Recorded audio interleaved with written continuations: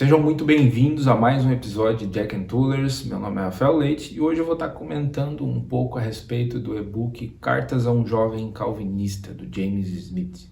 Eu não vou tentar falar o Smith certinho, tá? Eu não consigo, é isso aí.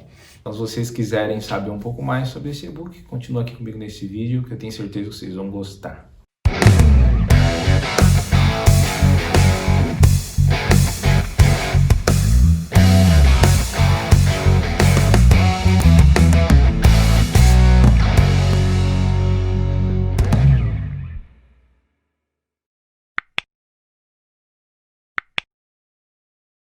Nesse e-book, o autor ele vai se corresponder de forma fictícia com um jovem calvinista, né? E a ideia desse livro é do autor dar conselhos que ele gostaria de ter recebido quando ele era jovem e conheceu aí o calvinismo. Então, as correspondências, elas têm esse intuito, né? Elas são fictícias, mas os conselhos são reais, são verdadeiros e muito úteis, né? Eu até considero assim que se você conhece aí um amigo ou se você é essa pessoa que acabou de conhecer o calvinismo, a teologia reformada, esse aqui certamente tem que ser um dos primeiros livros que você precisa ler e depois você vai entender por quê. Bom, entre várias coisas que eu poderia destacar neste e-book, é um movimento que o autor intitula aí de o novo calvinismo. Ele identifica esse movimento aí. E o que seriam, né, esses novos calvinistas? E aqui é interessante um adendo de que você não confunda o novo calvinismo com o neocalvinismo aí de tradição caipiriana, vamos assim dizer, tá? Eu vou explicar o que é o novo calvinismo. É um movimento composto aí sobretudo por jovens que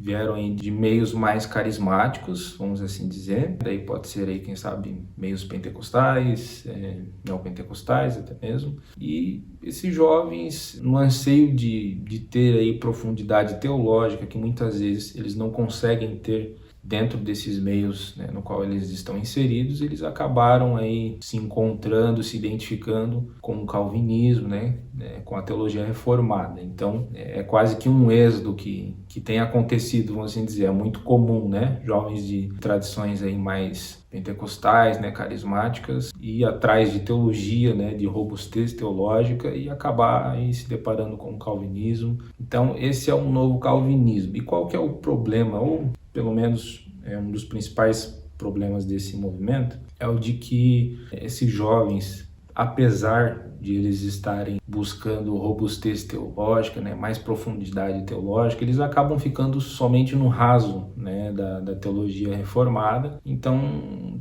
todos os debates e discussões, né, que eles promovem acabam ficando somente na área soteriológica. E nesse sentido, eles se parecem mais com luteranos do que com calvinistas, né? É claro, ser luterano não é um problema, né? O problema é você se dizer uma coisa e se portar como se fosse outra, né? Então, não seria um problema eles serem luteranos, o problema é eles se dizerem calvinistas e agirem como luteranos. Aí o autor ele começa a mostrar que o calvinismo ele vai muito além dos 5 pontos. A tradição reformada ela vai muito além dos 5 pontos, né? Então ele vai falar de todas as veredas, vamos assim dizer, né, que se seguiu aí dentro da tradição reformada, seja ela tradição escocesa, holandesa, anglicana. Cada uma tem as suas nuances, mas elas convergem entre si também, é claro. Então ele vai mostrar toda a grandeza, né, da tradição reformada e nesse sentido eu acho que o livro ele acaba sendo como um belo manual introdutório, justamente para quem acabou de conhecer o calvinismo. Então ele vai te dar os caminhos para você estudar, né, as confissões de fé, autores e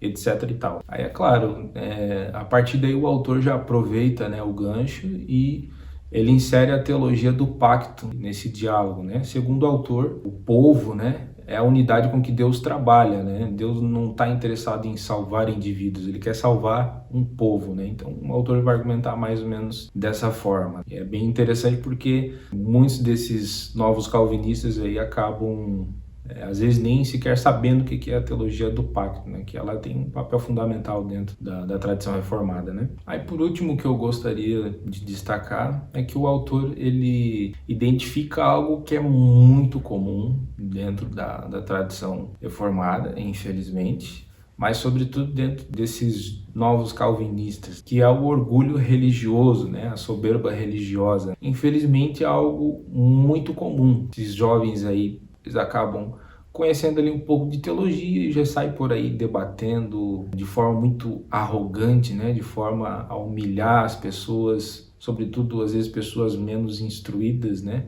Que não tem muita habilidade teológica, vamos assim dizer, né? E nesse sentido eles acabam dando um péssimo testemunho, né? Porque o calvinismo se propõe a ser bíblico. E não tem nada de bíblico, né?